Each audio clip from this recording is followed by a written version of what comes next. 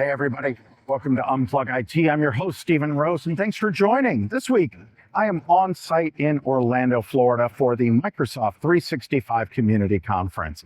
I love this conference.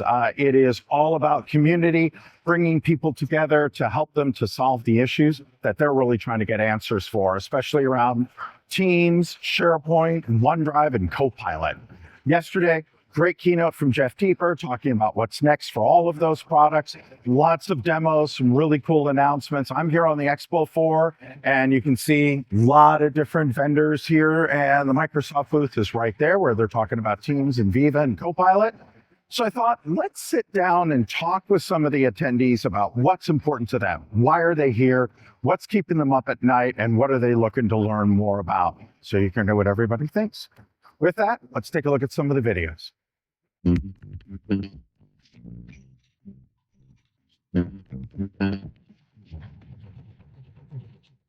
I'm here with Jennifer Mason. With my good friend, Jennifer Mason. How was your week? You did a session this week. You've been chatting with folks.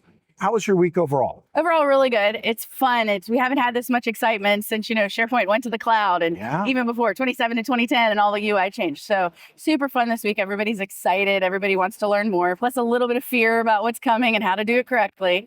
So lots of great conversations this week. So let's talk about that. As you're chatting with people, what are their fears? As I've been asking a lot of other folks, what are you hearing is keeping people up at night?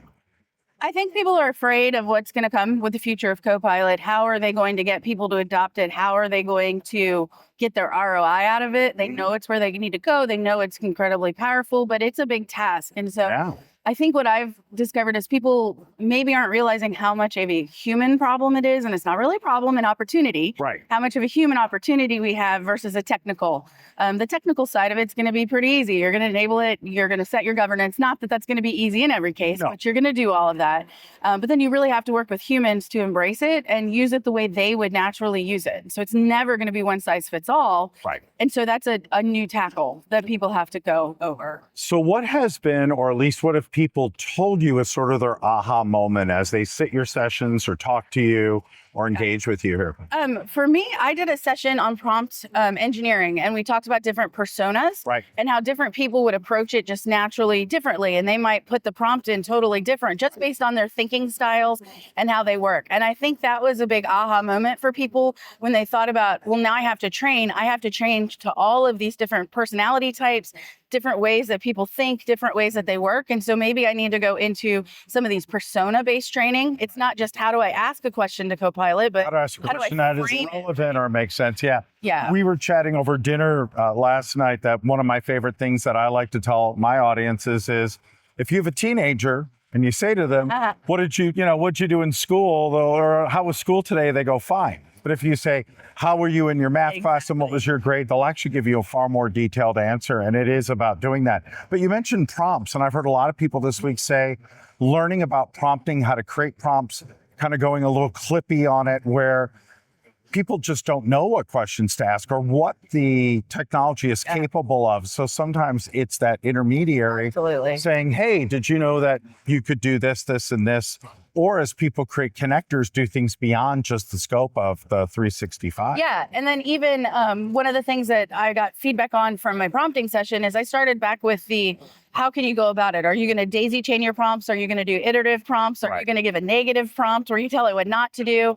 And so when you think about it from that level with this technical audience, they get that. But then you translate that into that's not how your HR director thinks. It's not how your executive thinks. Right. But they're going to naturally be using those styles. So when you kind of pull it all together, it helps make a larger problem seem a little bit easier. Yeah. So I have one more question for you after this, but where can folks go learn more about the stuff that you're doing or where you're speaking or things like that? Jennifer Mason on LinkedIn. So that's probably the easiest spot to get me right now. So I'd find me on LinkedIn and follow me there. And you have a lot of stuff that you're involved in. My final question is community. This is a community conference and you've been a member of the community for years. What does community mean to you? I love community. It's how we all come together. I think it's how we survive everything we do at work. It's our outside family that understands us, that gets us, that knows us. So adoption.microsoft.com has all the resources to get to the MGCI, to get to the other communities that are there, to get to the Microsoft Tech community. But find your community. There's many different communities, so just find the one that you fit in and you thrive in. Yeah. And it's great.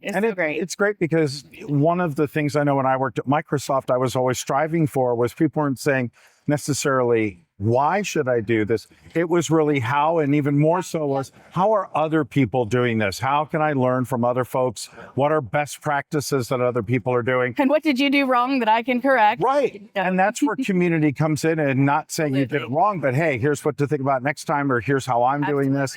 And there's a lot of selflessness in the IT pro community about sharing, the secret sauce, which I love. Absolutely. And a lot of friendship, There's just a lot of camaraderie. We all understand each other. We all work together. So it's great. It's great. It makes what we do even more fun. Oh, so, yeah. Yeah. And I was an MVP for 3 years before joining Microsoft, and I am still friends with those people I went to Summit with 15, 20 years ago. Yes, absolutely. Absolutely. So come find us on the community. Awesome. Thanks, Jennifer, for your time. I appreciate it. Thank you. Jennifer Mason, everybody. Check her out on LinkedIn. We'll be back with another guest shortly. Thanks.